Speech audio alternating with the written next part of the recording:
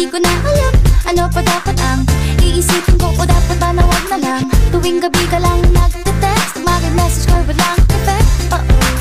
Nag-aantay kung ano nang next, upang aking utak ay maset. O ano ba nadarama?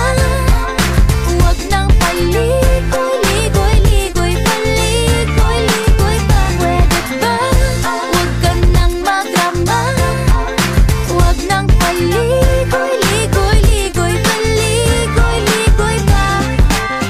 Kwento-kwento ka tungkol sa bagay-bagay. Pag-usapan natin tayo medyo bagay. Ngunit mabagal ka, di mo maisipin sa bagay. Kunting tiis na lang, malapit na akong